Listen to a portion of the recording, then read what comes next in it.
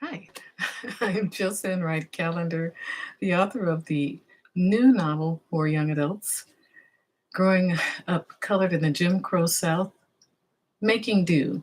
And that title, Making Do, came from my mother's experiences.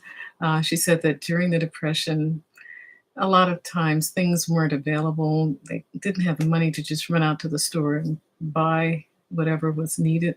So they learned how to make do with what they had, whether it's creating clothing from hand me downs from the white families that my grandmother and great grandmother worked for, and my aunts. They would take these clothes and take them apart and iron them and then create new clothing for their family. And my mother came from a family of eight. So there were a lot of things that they had to do to make sure that everybody had proper clothing on. But one thing that my mother always taught us is soap and water is not very expensive, so you can at least be clean. And so that's one thing that my husband's probably really saying, you overdo that, because I do laundry pretty much every other day, just to make sure that, especially during the summertime, don't like, clothes that have been used a couple of times, towels in particular. And so that carried over. But what this particular writer's talk is, number 15, is creating this faith based historical novel lent itself to me to start thinking about creating a teacher's guide and a student activity book, a journal. And this is something that when I was writing the novel, which is a fictionalized account of what my mom and dad grew up, what they went through during the 40s, which was a pretty turbulent time for a lot of reasons. I kept thinking, how am I going to, because it was in the back of my mind, how am I going to write this as a student journal?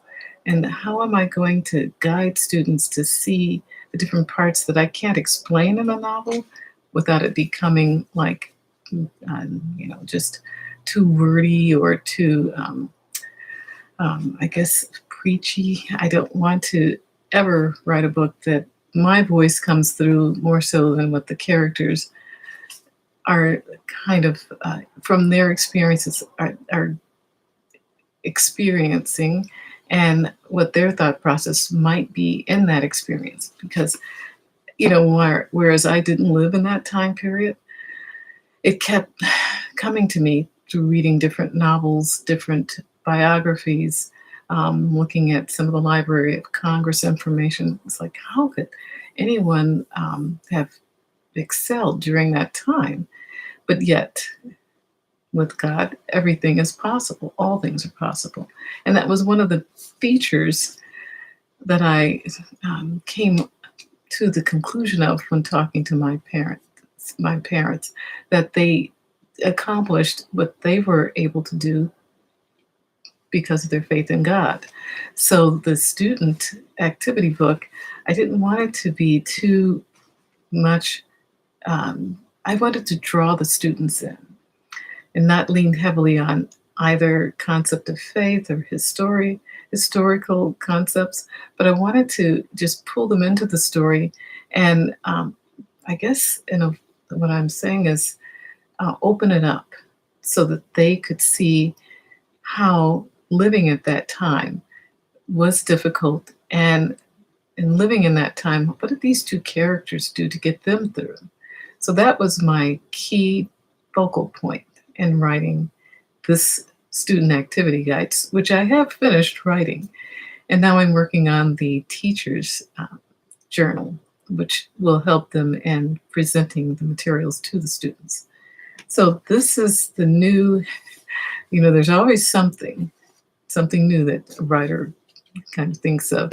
And as I was writing, I said, I can't just give this to a student and say, hey, this is a nice novel, here you go. But I wanted them to reflect on what happened during that period, put themselves in the situation, learn some new vocabulary, and take the content and apply it to their own lives. So there's a historical concept that I'm introducing, um, historical, legacy, and a faith based concept, all in the student activity guide.